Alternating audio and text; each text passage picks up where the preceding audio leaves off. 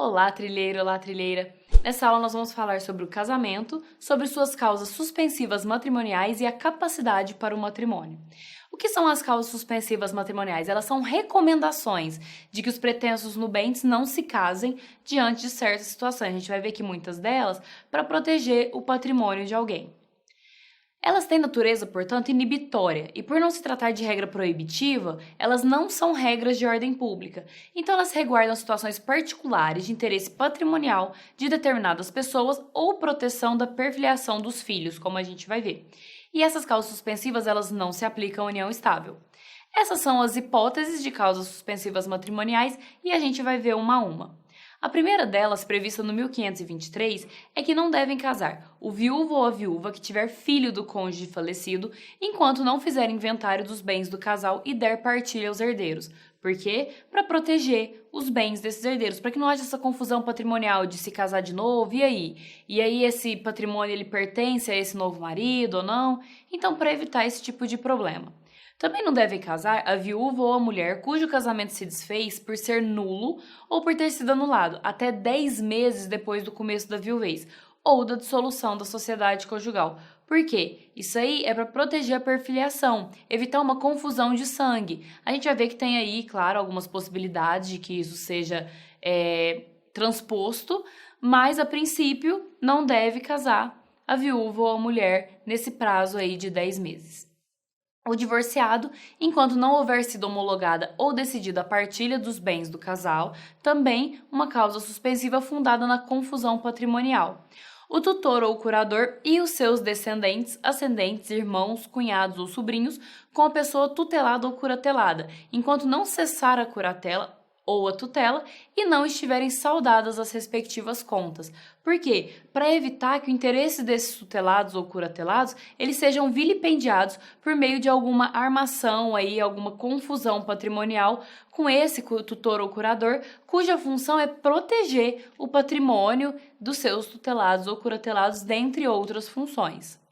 E aí, pelo parágrafo único, é permitido aos nubentes solicitar ao juiz que não lhes sejam aplicadas essas causas suspensivas previstas no inciso 1º, 3º e 4º desse artigo, provando-se a inexistência de prejuízo, respectivamente, para o herdeiro, para o ex-cônjuge e para a pessoa tutelada ou curatelada. No caso do inciso segundo, a nubente deverá provar o nascimento de filho ou inexistência da gravidez na fluência do prazo.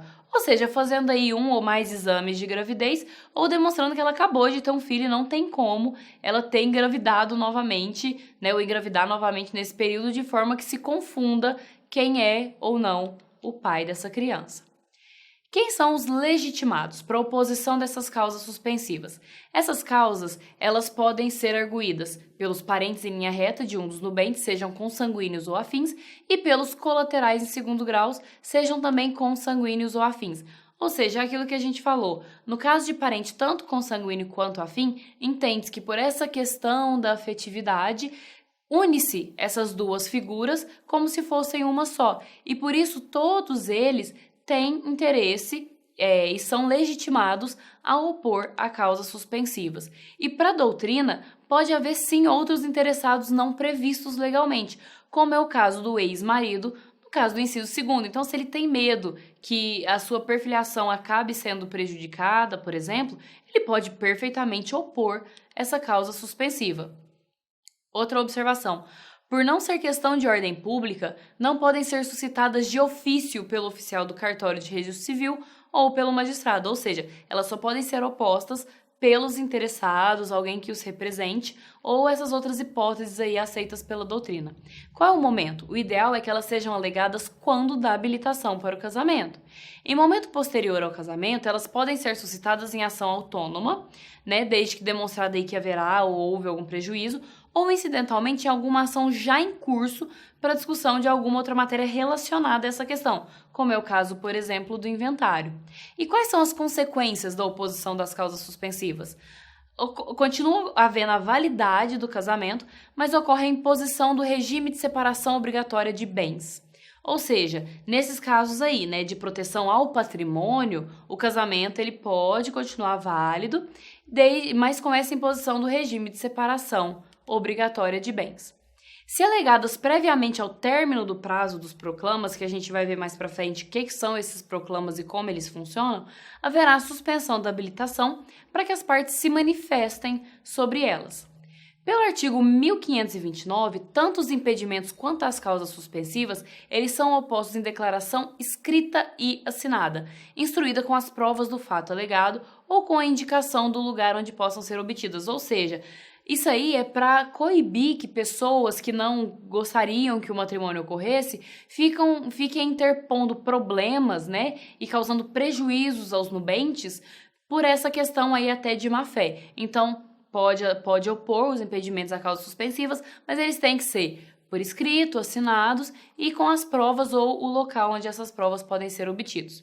O oficial do registro ele dará aos nubentes ou aos seus representantes nota da oposição, indicando os fundamentos das provas e o nome de quem a ofereceu, também por essa questão da identificação. E podem os nubentes requerer prazo razoável para fazer prova contrária aos fatos alegados e promover também as ações civis e criminais contra o eventual oponente de má-fé. E aí, abordando a capacidade para o casamento em face ao impedimento, porque pode haver alguma confusão. O impedimento matrimonial, ele é uma vedação ao casamento. A incapacidade matrimonial é uma inabilitação de uma pessoa para o casamento, distinta da capacidade civil, que está ligada aí à sua legitimação. Então, pelo artigo 1517, o homem e a mulher com 16 anos, inclusive, eles já podem se casar. Só que nesse caso, é exigida a autorização de ambos os pais ou de seus representantes legais enquanto não atingida a maioridade civil. Se houver divergência, ou seja, um pai concorda e o outro discorda, aí aplica-se o disposto no parágrafo único do artigo 1631. Ou seja, essa autorização ela pode ser suprida judicialmente.